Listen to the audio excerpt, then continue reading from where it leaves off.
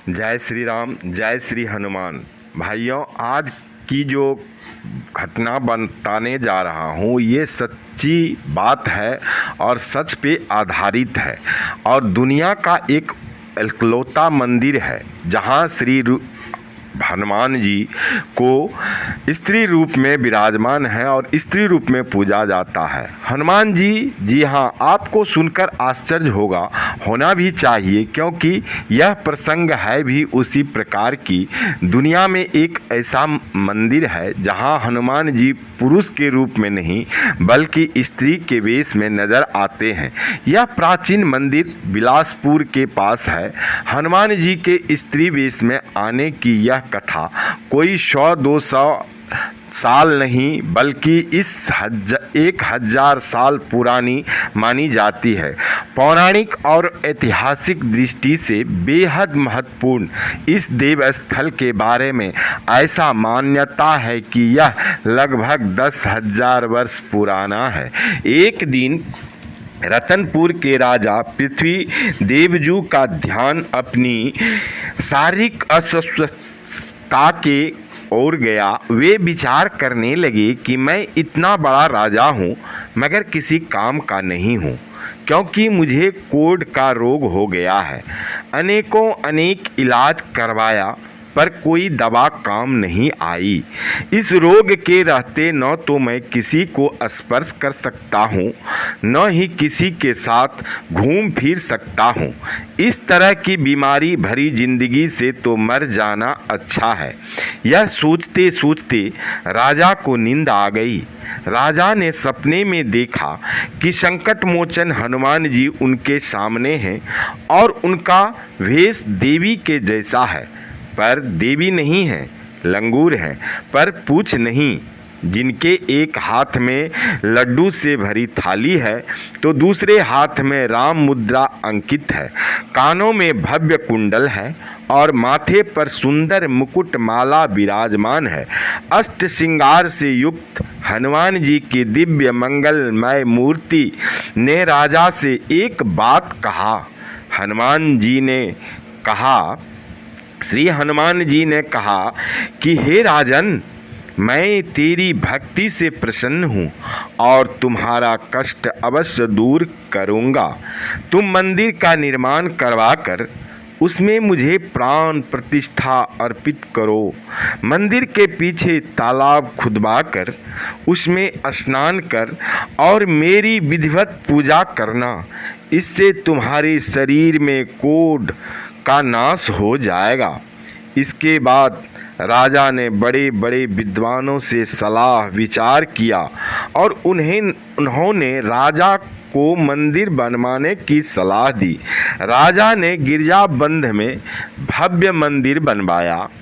जब मंदिर पूरी तरह बनकर तैयार हुआ तो राजा ने सोचा मूर्ति कहाँ से लाई जाए। एक रात में स्वप्न में फिर हनुमान जी आए और कहा, माँ महामाया के कुंड में मेरी मूर्ति रखी हुई है। तुम कुंड से उसी मूर्ति को वहाँ से लेकर आओ और मंदिर में स्थापित करवाओ। अगले ही दिन राजा अपने परिजनों और पुरोहितों के साथ देवी महामाया के मंदिर में गए और वहां राजा एवं उनके साथ गए लोगों ने कुंड में मूर्ति तलाशी, पर उन्हें मूर्ति नहीं मिली। निराश और हताश होकर राजा राजमहल में लौट आए। संध्या आरती पूजन करने के बाद विश्राम करने लगे। राजा मन ही मन बेचैन था। हनुमान जी ने दर्शन देकर कुंड से मूर्ति लाकर मंदिर में स्थापित करने को कहा है और कुंड में मूर्ति मिली ही नहीं। ऐसा विचार करते करते राजा थके हारे मारे राजा को नींद आ गई। नींद का झोंका आते ही सपने में फिर से श्री हनुमान जी आ गए और कहने लगे, राजन, तुम उदास मत हो, मैं उसी जगह पर हूँ। तूने ठीक से मुझे नहीं तलाशा ही नहीं ठीक से राजन। तुम फिर से वहीं जाओ और वही घाट में देखो जहाँ लोग पानी लेते हैं, स्नान करते हैं, उसी में मेरी मूर्ति पड़ी हुई है। राजा ने दूसरे दिन जाकर देखा तो सचमुच वह अद्भुत मूर्ति उनको उसी घाट में मिल गई। यह वही मूर्ति थी जिसे राजा ने स्वप्न में देखा था, जिसके अंग प्रत्यंग से तेज पुंज की छटा निकल रही थी। अष्ट श्रृंगार से युक्त मूर्ति के बाएं कंधे पर अनुज लक्ष्मण के स्वरूप विराजमान है और दोनों पैरों में निशाचरों को दबाए हुए हैं। इस अद्भुत मूर्ति को देखकर राजा मन ही मन अति प्रसन्न हुआ। जिस प्रसन्नता की वर्णन करना असंभव सा लग रहा है, यहाँ बोल पाना असंभव है, वह क्षण को बता पाना मुश्किल है। फिर राजा विधि विधान पूर्वक मूर्ति को मंदिर में लाकर प्रतिष्ठित कर दिया और मंदिर के पीछे तालाब खुदवा दिया, जिसका नामकरण गिरजा बंद रखा गया। मनोवांछित फल पाकर राजा ने हनुमान जी से वरदान मांगा कि हे प्रभु, जो यहाँ दर्शन करने को आवे उसका सभी मनोरथ पूर्ण हो। इस तरह राजा पृथ्वी देवजू द्वारा बनवाया गया यह मंदिर भक्तों के कष्ट निवारक मंदिर बन गया।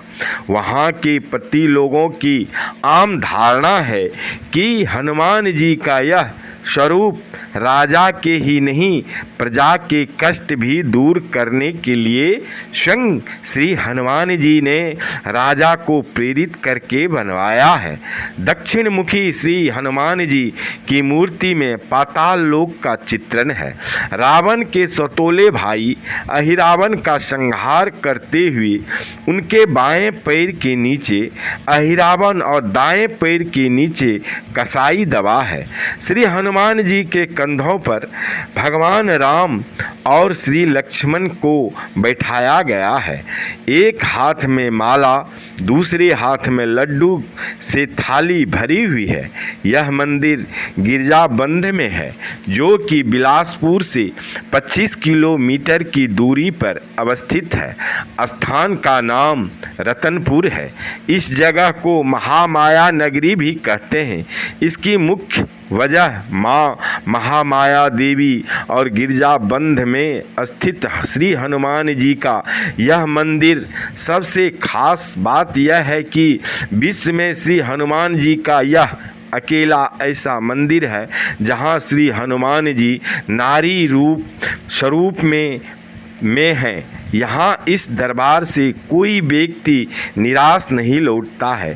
सभी भक्तों की सारी मनोकामनाएं अवश्य ही पूरी होती है।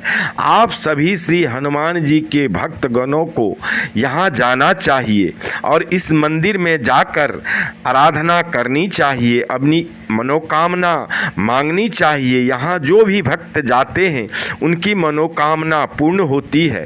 भाइयों, यदि यह प्रसंग आपको श्री हनुमान जी के बारे में जानकारी अच्छी लगी हो तो एक बार श्री हनुमान जी का, बजरंगबली का जयकारा कमेंट बॉक्स में अवश्य लगाइए। जय श्री राम अवश्य लिखिए। और हाँ, यदि चैनल पर नए हैं तो चैनल को सब्सक्राइब कर लीजिए, अंगूठा का निशान दबाकर लाइक कर दीजिए और लाइक करने के बाद जय श्री राम अवश्य लिखिए। लिखने से हाथ पवित्र, लिख कर देखने से आँख पवित्र और बोलने से मुंह पवित्र और बोल कर सुनने से कान पवित्र। ये सब पवित्र तो श्री हनुमान जी आपके समीप। बोलिए जय जय श्री राम। प्रभु करे आप सबका कल्याण।